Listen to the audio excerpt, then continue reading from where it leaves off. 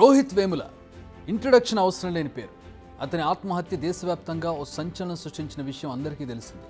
విద్యార్థి లోకాన్ని ఏకం చేసింది, అనేక ఉద్యమాలకు ఊపిరిపోసింది. అలాంటి రోహిత్ వేములకు సూసైడ్ కేసు ఇప్పుడు మళ్ళీ తెర మీదకి వచ్చింది. ఎందుకు? 24 గంటల వ్యవధిలోనే ఎన్నో మలుపులు తిరిగింది ఈ కేసు. అసలు ఏం జరిగింది?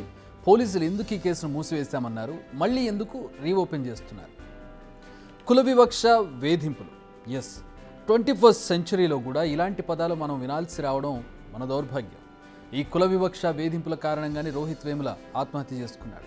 కులాధిపత్యానికి దళిత PhD స్కాలర్ బలయ్యాడు. అది ఆయన ఆత్మహత్యపై వినిపించిన ఆరోపణలు. రోహిత్ వేముల ఆత్మహత్యకు ముందు హైదరాబాద్ యూనివర్సిటీలో చాలా తతంగా నడిచింది. గొడవలు, కేసులు, విషయం హైకోర్టు వరకు వెళ్ళింది. చివరికి కొందరు విద్యార్థులు సస్పెండ్ అయ్యారు. అందులో ఒకరే రోహిత్ వేముల.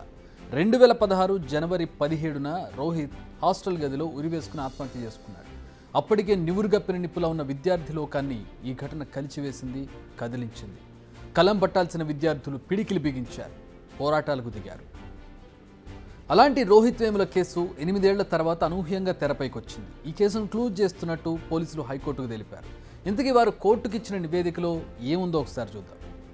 రోహిత్ వేముల అసలు దళితుడే కాదు. రోహిత్ ఆత్మహత్యకు VC అప్పారావుకు ఎలాంటి సంబంధం లేదు. ఆత్మహత్యకు సంబంధించి అలాంటి ఆధారాలు లభించలేదు. అసలు ఆత్మహత్యకు ఎవరూ కారణం కాదు. బీజేపీ, ABVP నేతలకు ఈ కేసులో ఎలాంటి సంబంధం లేదు. రోహిత్ కుటుంబానికి చెందిన కుల ధృవీకరణ పత్రాలను ఫోర్జరీ చేశారు. యూనివర్సిటీ నిబంధనలకు లోబడే VC చర్యలు తీసుకున్నారు. ఇవి పోలీసులు కోర్టుకు చెప్పిన విషయాల్లో కొన్ని.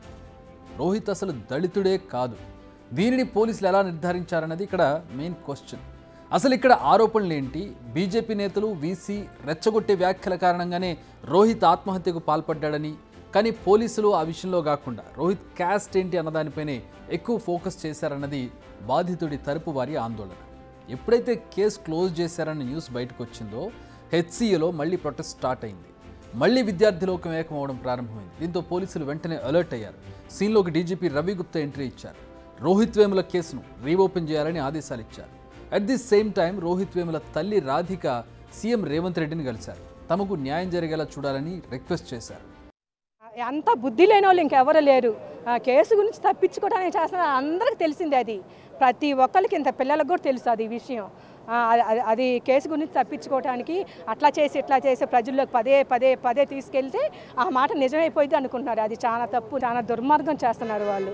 నా కొడుకు SCగా చనిపోతే SC కాదు BC అని ఈరోజు ఎలా చెప్పగలుగుతారు వాళ్ళు? వాళ్ళకి అన్యాయం అని కూడా తెలుసు. ఇంకేం తప్పించుకోవడానికి దారి లేక అట్లా చెబుతున్నారు. 2018-19లో జరిగిన ఎంక్వైరీని బట్టి వాళ్ళు అట్లా ఇచ్చారని చెబితే మేము ఎంక్వైరీ ఫెయిర్గా చేస్తామమ్మా, చేసేసి న్యాయం చేస్తాం మీకు అన్నారు. అది మాకు కావాల్సింది. అది ఎంక్వైరీ అది ఫెయిర్గా వీళ్ళు చేయలేదు కదా బీజేపీ వాళ్ళు. అది కాంగ్రెస్ పార్టీ చేస్తామనేది చాలా సంతోషం అని నేను చెప్పాను. రోహిత్ వేముల దళితుడు కాదా? కాకపోతే సర్టిఫికేట్ ఎందుకు ఇచ్చారు? యూనివర్సిటీలో ఎలా చేర్చుకున్నారు? అసలు రోహిత్ దళితుడు కాదని ఎలా నిర్ధారించారో బయటకు చెప్పాలి. ఆ ఫోర్జరీ డాక్యుమెంట్స్ను బయట పెట్టాలి. దీన్ని రోహిత్ తల్లి డిమాండ్ చేస్తున్నారు. పోలీసులు ఆవిడ అడిగిన ప్రశ్నలన్నిటికీ సమాధానం చెప్పి తీరాల్సిందే అంటున్నారు. ఇక్కడ ఇంకో విషయం కూడా ఉంది.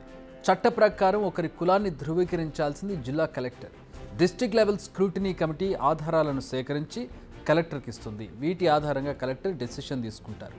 రోహిత్ క్యాస్ట్కు సంబంధించి 15 మంది సాక్షుల నుంచి సేకరించిన స్టేట్మెంట్స్పై కలెక్టర్ ఇంకా నిర్ణయం తీసుకోలేదు. కానీ పోలీసులు అప్పుడే అతడు దళితుడు కాదని నిర్ధారించేశారు. ఇది ఇప్పుడు రోహిత్ కుటుంబం తరపున వాదిస్తున్న లాయర్ల వాదన. అసలు ఇంత హడావుడిగా ఎందుకు నివేదికను సబ్మిట్ చేయాల్సి వచ్చింది అని వాళ్ళు ప్రశ్నిస్తున్నారు. ఒక్కసారి వెనక్కి వెళదాం. రోహిత్ వేముల కుటుంబానికి న్యాయం చేయాలని 8 ఏళ్ల కిందట రాహుల్ గాంధీ నిరసన చేశారు. ఏకంగా నిరాహార దీక్ష కూడా చేశారు. ఎన్నికల మేనిఫెస్టోలో రోహిత్ వేముల యాక్ట్ను కూడా చేర్చారు. దళితుల పక్షాన మేము ఎప్పటికీ పోరాడతామని గొంతెత్తారు రాహుల్. అప్పుడు BRS సర్కార్ అధికారంలో ఉంది. కానీ ఇప్పుడు అధికారంలో ఉంది కాంగ్రెస్ సర్కార్. మరి ఈ కేసును ఎలా నీరుగారనిస్తుంది? ఆ ఛాన్స్ ఇచ్చే అవకాశం లేదు. అందుకే రేవంత్ సర్కార్ చాలా ఫాస్ట్గా రియాక్ట్ అయింది. కేసును మళ్ళీ రీఓపెన్ చేసి విచారిస్తామని తల్లిదండ్రులకు, అలాగే అక్కడ ఉన్నటువంటి అతని స్నేహితులకు, అతని తరపు లాయర్లకు హామీ ఇచ్చింది. బిగ్ టీవీ అవుట్లుక్ కథనాలు నచ్చితే వెంటనే బిగ్ టీవీ ఛానల్ ను సబ్స్క్రైబ్ చేయండి.